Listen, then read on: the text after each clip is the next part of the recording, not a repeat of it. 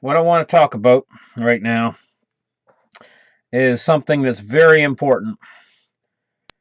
A lot of economists have examined this highly complex machine, which is our economy.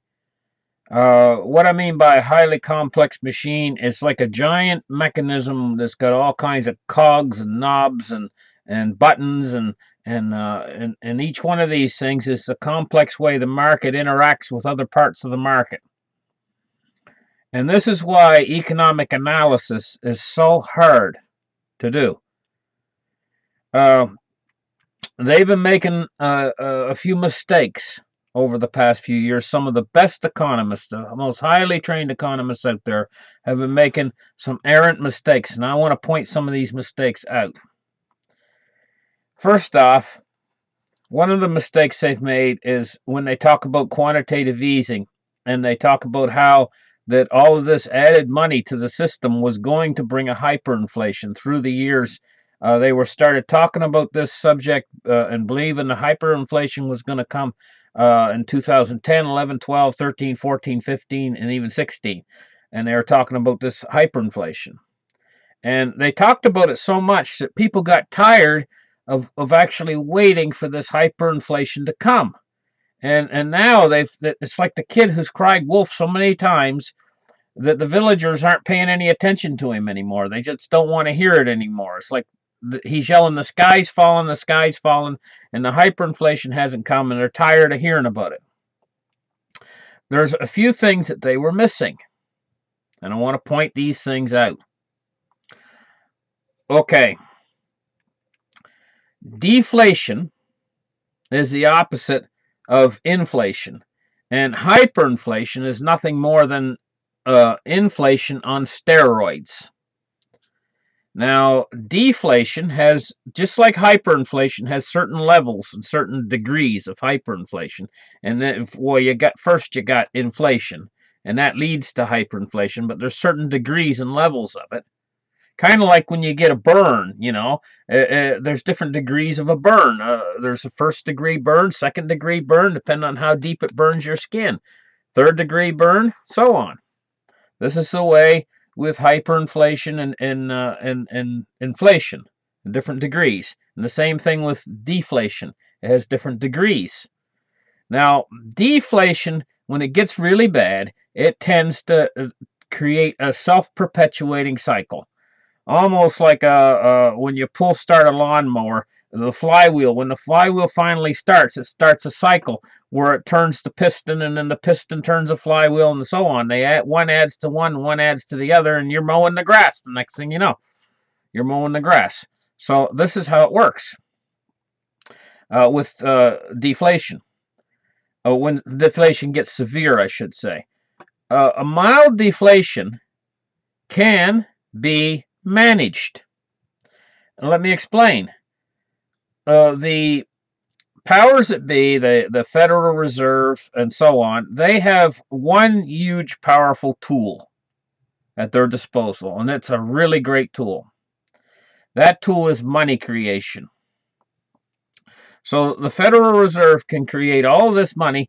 It doesn't matter whether they print it or they create it as digital units into the system. Still, they've created that money. So they got that wonderful tool. And don't forget that they can fix any problem that requires money to fix it.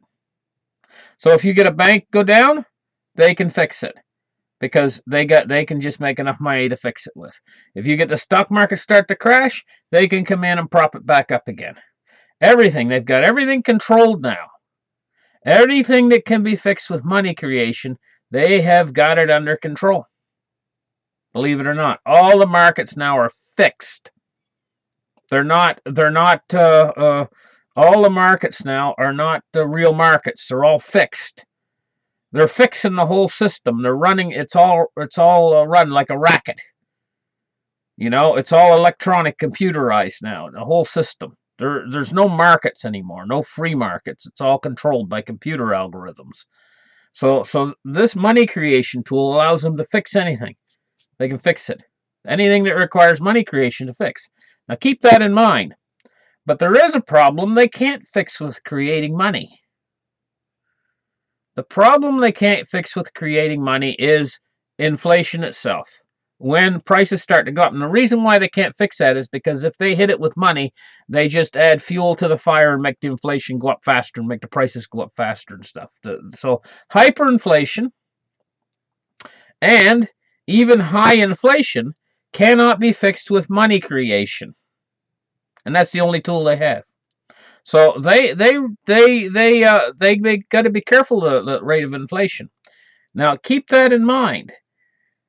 In 2008, when we had the crisis of 2008, that was a deflationary crisis. All that money that they put into the system in 2008 to stop the deflation was absorbed by the massive deflation. And what wasn't absorbed went into something that's called a liquidity trap. Now, what a liquidity trap is when the banks take the money in from the government and it gets trapped. They don't let it out. And the reason why they don't let it out is because when interest rates are so low, then they won't lend it out to anybody except their very best buddies. Because it's a racket. The banking system's a racket, let's face it. And so that's a criminal racket, actually. It's even worse than a regular racket. It's a criminal racket. They're racketeers is what they are. So anyway, they get this money from the government, and they locked it in. And they've had it locked in all this time because once they basically stopped the inflation off back in 2008, they had a very slight deflation is what they had. And we've been floating through that deflationary period all the way from 2008 till now. This deflationary period has been maintained. And what they've been doing is maintaining the deflation. So deflation doesn't feel good. And I've said this before. And when it gets worse, it feels even worse. The Great Depression after 1929 was a deflationary event, and I mean it just feels awful. It feels like you are on a diet. You know how you feel when you're on a diet and you don't have enough to eat and your stomach's growling? That's what deflation feels like. Okay? Now, we've been going through this period of deflation, and the government has a tool to fight deflation. So if it starts to get bad, they can dump money on it and bring it back up to where they want it. And they've been just drifting along, and everything's been fairly hunky-dory, even though we've been in this deflation. So they've been fooling us. They've been telling us, oh, you're in a recovery. But that's just to keep us happy while we've been floating along in this deflation ever since 2008 until now. Well, they've kept the interest rates down near 0%. And so they've risen them a little bit, 25 basis points. That's nothing. But the interest rate's been down near 0% for all this long period of time. We've been floating through this little deflationary period, and they've been managing it. When the inflation goes up a little bit, they bring it down. When the inflation goes down a little bit, they bring it up, and they just kind of riding this wave along since 2008. And they can manage a little bit of inflation. They can manage it. They can withdraw money. You know, they can to a certain degree. They have a limited ability at doing that, but they can, and they've been managing things until now. But the thing is inflation starts to rear its ugly head, and how it rears its ugly head is when all of the flow of money, like the money flows like a river, when that river changes its flow of its direction. Now, when the money flows change direction is when the interest rates start to rise back up again. This is what changes the flow of the money direction. And that is all tied into the bond market, you see? Now, what I'm trying to explain to you right now is how this complex machine actually functions. And when we see those bond prices start to take off a few months ago, that was a point of inflection when the current of the river started to change direction. When that happens, the velocity of money is down at its lowest. That's when the current has been going out all this time since 2008 till now. The current has been going out like on the river. It's like a tidal river, see? That's what it's like. The current's been going out. And what's happened is when those bond prices started to change, that's when the current changed. And now the banks now, very soon, they're going to actually start to see a profit if they make loans. So all that money that's been stored in the banking system, all that liquidity that's been stored from 2008 in that liquidity trap, it's still there. And when the banks see their ability to actually make money on loans and the interest rate's starting to go up, what they're going to do, they're going to start making massive amounts of loans out there. And through the process of fractional reserve lending, they can create 10 times as much money as they have taken in. So we have to ask the question, how much of these banks taken in? Think back to when they were questioning Bernanke, and they said, where did the money go? He was talking about trillions. They've actually created, since the financial crisis, and put into the banking sector, trillions. So if we've got the banks with the ability to produce 10 times more money than they've taken in, and they've got trillions sitting there waiting in this liquidity trap, can you see the potential? Now, there's another factor to all this. When the flow of money changes direction and the banks get the bid so that they can actually start to lend money out again, because they make money on making loans out. Because when they make a loan out, they write that as a credit to their bank. And so when they get all these credits to their bank, they can say, well, we made so much profit this year. We made $1 billion or $2 billion or $10 billion profit with all these loans that they loaned out. Now those people owe them back the money, and they can count that as a credit. And it's like I've explained in other videos, that credit instantly turns into a debt. It flips and turns into a debt if the person they lent out to can't pay them back. And that debt then is called a non-performing loan. So now with that in mind, I know I'm getting a little bit carried away here, but I'm trying to explain how it all works. The flow of money, when it changes direction, then the velocity of money starts to go up. Now what happens when that velocity of money starts to go up again is, instead of it feeling bad like we've been going through this slight deflationary period until now, it starts to feel good again. You start to have an economic recovery. Right? It's only when you start to get this real economic recovery you can have the actual hyperinflation.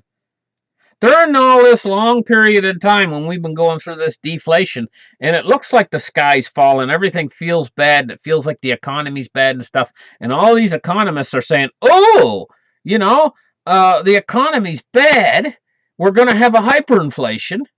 That's not when you're in the danger of having a hyperinflation, because they can control it.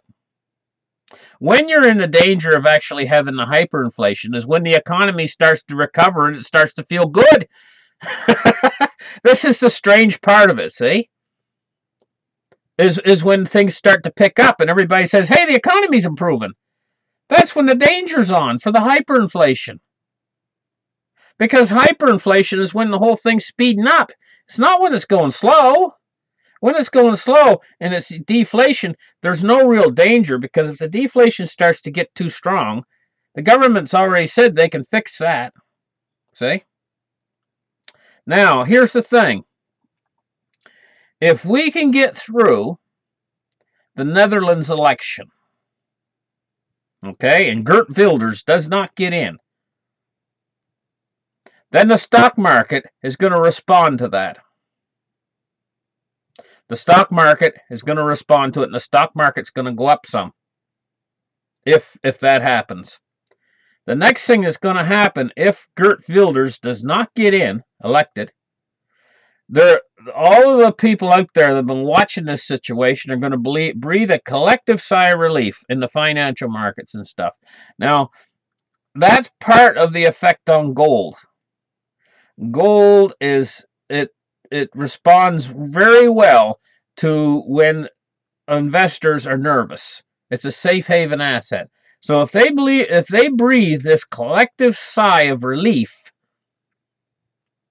it's going to have an effect on the price of gold in a negative way. Okay? Now, think about something else. At the same time, if the stock market moves up and they breathe this collective sigh of relief because Geert Wilders did not get in, elected, then at the same time, and that stock market's going up, the Fed is going to decide it's going to raise rates again. Okay? You got the Fed raising rates. That has a negative effect on gold. So you got two compound things coming together. It's going to have that if Geert Wilders does not get in, it's going to have a negative effect on gold. Okay, now what kind of a negative effect do I think it's going to have? I think it's going to be a minimal negative effect. I don't think it's going to be a large move if that happens. But if Geert Wilders does get in, it's going to be the opposite. The stock market's going to go down some and gold will go up a little bit if Geert Wilders does get in. So now that's the first part. Now the second part is the French election, which is much more important. If Marine Le Pen gets in on top of Geert Wilders getting in, if both happen, then you're going to have a sudden shock to the stock market. Simple as that. Wham! Sudden, it's going to be a sudden market shock to the stock market and to the system. And in that case, you're probably going to see a gold shooting up and the stock market shooting down. And it could be a fairly violent reaction if France, if Marine Le Pen gets in, and if both of them get in, that could send the system into a shock that could create a deflationary event. Now, you have to understand something. With very mild deflation like we've been having all along, right? You don't have a hyperinflation. It doesn't trigger a hyperinflation. But a deflationary shock event, a very strong, profound deflation, is like a coiled spring going down in this direction. And when the government comes in to respond to fix it, they send things up in the other direction toward a hyperinflation. And it can actually trigger a hyperinflation. A deflation, a very profoundly strong deflation, real deflation, that's real, what Mike Maloney calls real deflation, can actually trigger a hyperinflationary event because it's the government's response to fix that deflation. They'll come in with the money bombers, and they'll come in with to fix that deflation. They'll come in with a tremendous amount of stimulus, and that stimulus will start a hyperinflation. But that's only going to happen if we get this deflationary shock event. If we don't get this deflationary shock event, and if things go smoothly over there in Europe, with Geert Wilders and the election in France and Italy and all these others who are having elections this year, including Germany, if everything goes smooth, then what's going to happen is, then we're going to see what's been going on all along, is when we saw the interest rates here in the United States start, the U.S. Treasuries and stuff, when we saw those rates start to climb, which means the bonds are falling. See, because it's an inverse relationship. When the rates start to go up, that means the bonds are falling. When we saw that start to happen, we were seeing a change in the direction of flow of money. And you're going to see it respond in the velocity of money as well. As soon as the banks get enough interest, high enough interest rates where they can start to bid. And so if we don't see this deflationary shock over in Europe, what you're going to see is you're going to see a slow increase in the velocity of money, and you're also going to see the bonds continue on the way they're doing. You know? The bottom's going to continue to drop out of bonds. And rates are going to continue to go up. And eventually what you'll see is you'll see the velocity of money start to pick up. And then what'll happen is things will start to feel good. there will be a real recovery. And you'll see lots of new jobs being created. And everybody will say, hey, Donald Trump's doing a great job because the economy's picking up. This is your signal to beware. Because what will happen is you'll start to see prices going up in the stores at that point. You will start to see a market increase. Every time you go to Walmart, you go to buy something, like say you go to buy a hammer. And say you went last week to buy a hammer, it's $12.99. You'll go this week to buy a hammer at $17.99. This is what you're going to see. And you go to buy your Kellogg's Corn Flakes, and this week they're $2.97, and next week they're $4.97. This is what you're going to see.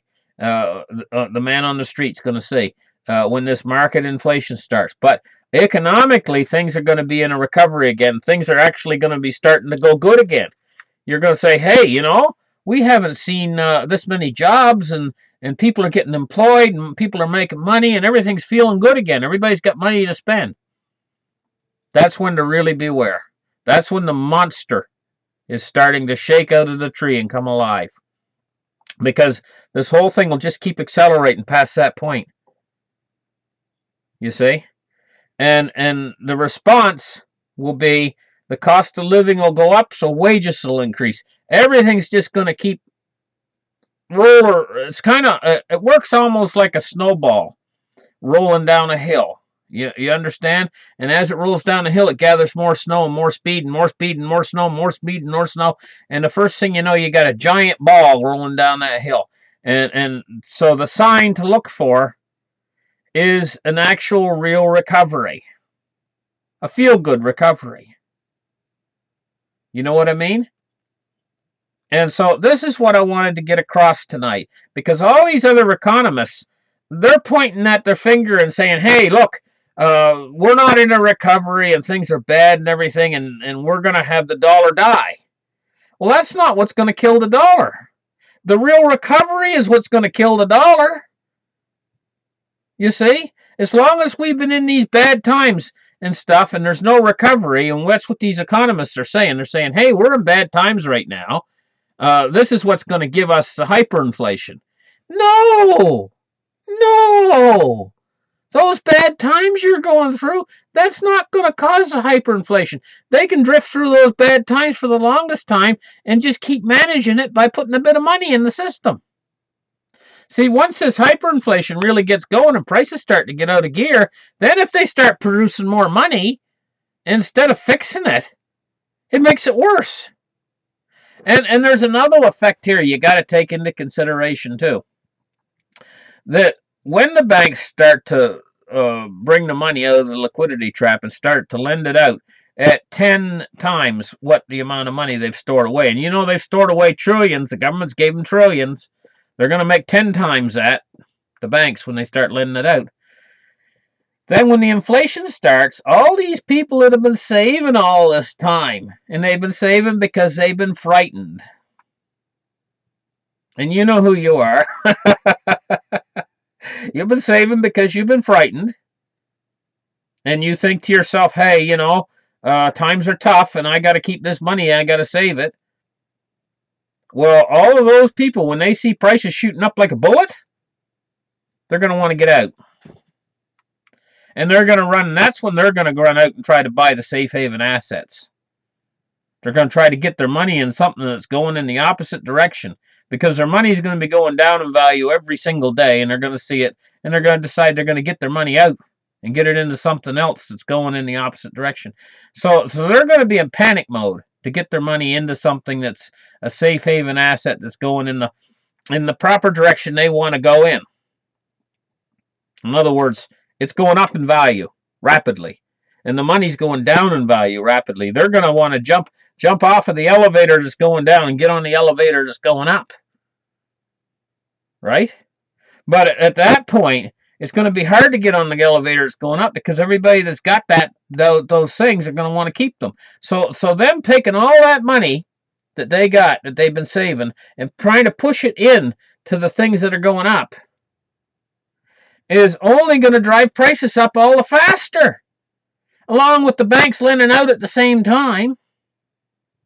So the banks are pouring out and creating all this new money in loans and stuff all at the same time that everybody's starting to dump all the money they've been saving into the system too at the same time, right? And then at that same time, then all of these foreign investors too that have been holding U.S. treasuries and stuff like that, they see all this happening. You see? At the same time, they say, hey, what's going on? We see the dollar's not worth near as much anymore. And they start to dump their treasuries and stuff in at the same time, and you get a tsunami of that coming in all too. So you got it coming in at 3 different angles. You got it coming in from savers who are trying to get into something that's gonna go up in value. You got it coming in from the banks who are lending the money out now using fractional reserve lending. And you've got the money coming in from U.S. treasuries and stuff that are everything's being cashed in. And it's just a flood. It's like it's coming from 3 different angles. Then you got your hyperinflation. There's what creates your hyperinflation. This is the situation. And there's actually more than one trigger that can trigger a hyperinflation. One of the triggers is a deflationary period where the government overreacts to the deflation. That can trigger it. But then it can also be triggered simply by the amount of all these years of 0% interest rates that we've went through. They've created so much liquidity out there that there's this ocean of liquidity that hasn't been effectively made its way into the system. I know an example for you that I'll use real quick ending here. That'll give you an idea what's going on with all this trapped liquidity that's sloshing around the system and hasn't actually made its way into the bloodstream of the system yet. Young people sometimes will get in their father's whiskey cabinet or whatever, where he keeps his vodka and his whiskey and his rum and all that stuff. A young fellow will get in there, he'll get the key to it or whatever, and he'll get in there. He's not supposed to go in there and stuff, and he has all his buddies there with him, and he's being a real cocky upstart, you know? He gets the key and he gets in there, and he takes the bottle of vodka, and he says, this is nothing, watch me, I can do anything, you know? And 32 ounces or so of vodka, a great big bottle, and he starts glug, glug, glug, glug, glug, glug, glug, and he drinks it down. Well, there's a little thing that these kids don't know about this hard alcohol, is that the stomach has a mucus layer around it. On the inside of the stomach. There's a layer of mucus there. And if they drink that real strong alcohol pure down there, right, it won't make it through that mucus. And it won't make it into the bloodstream for a period of time. There's what's called a delayed reaction. And so what happens is they'll drink it all down, and maybe he drinks 20 ounces of it. And then he says to his buddies, look, I'm Superman. I'm not getting drunk. After about 5 minutes goes by. Look, I'm fine. I'm not drunk at all. And then he drinks another 20 ounces down. You know? But then a few minutes later, that alcohol starts to make its way through that mucous membrane and into his bloodstream. And it keeps making its way through that mucous membrane. And this is called alcohol poisoning. And the young man will be very lucky if he doesn't die. And seriously, young people have died from alcohol poisoning. So here's the thing. What they've done is they've filled the stomach or filled the whole system with this liquidity. But it hasn't made its way into the system. It hasn't made its way into the system because, like the mucus, there is a barrier, a liquidity trap in the banking system. And these banks, they can lend that money out 10 times. And 10 times again, 10 times again. They can just keep going through the process of fractional. And they will because they're greedy. They're greedy. Okay? So they're going to go with it. And so when you get them doing that, and then you get the second angle with it all pumping in from the people who see the price of what they can buy going down, and they're trading, these foreign countries and stuff are trading in their stocks and bonds and stuff like that, and there's no buyers or anything, and then you get the other guys coming in from the other angle, that have been saving all this time, and they're watching their dollar erode very quickly, and they're trying to get rid of it and get into safe haven assets. This is a recipe for precious metals. Like, I can't begin to tell you. I'll just laugh about it because and I'm going to tell you a little something before I quit. One more thing. Picture a picnic table, right? And it's a big picnic coming up, and and they've made a whole bunch of fried chicken, and they've made a whole bunch of pecan pies and stuff, right? Okay, and then they've made a whole big 45-gallon drum full of boiled corn. You know?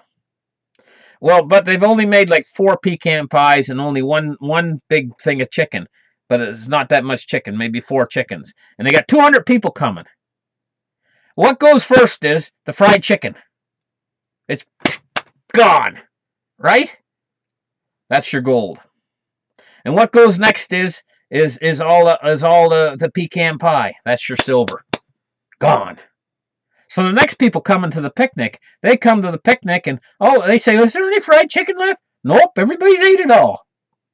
And then the next guy, he comes to the picnic and he says, "Is there any pecan pie left?" No, everybody's ate it all. It's gone. Right? That's your silver and your gold. Your real silver and gold. So he says, "Well, what's left?" Right? That corn over there. 45-gallon drum of that corn is all cooked. You want some of that? Guy says, "Sure. Give it to me." That's the Bitcoin. But then they're gonna be like ravenous wolves, and all that corn's gonna be gone. They'll strip it clean, and they'll say, "Any corn left?" There'll be more people coming into the picnic. "Any corn left?" No, it's all gone. So that's all the Bitcoin. It'll be all gone. And then they're gonna say, "What's next? What's left?" Litecoin. Gone. And then they're going to be coming in for what's next. What's next? Ethereum. Gone. This is how it's going to be. Because all those things, they're going to be shooting up to the stars. While all your paper money is going to be going down like rain. Coming down the opposite direction. And there's going to be such desperation to get out of this anything that is in paper. All your paper assets. It's going to be so desperate, people are going to be gnashing their teeth wanting to get out of it. So I'm going to leave you with that. Thank you very much. Like and subscribe. And this has been kind of a rant. I didn't really mean for it to get off as a rant. But I'm going to start going and taking a look tonight and seeing what I can find for news stories. Thank you very much for listening. Good night. Bye.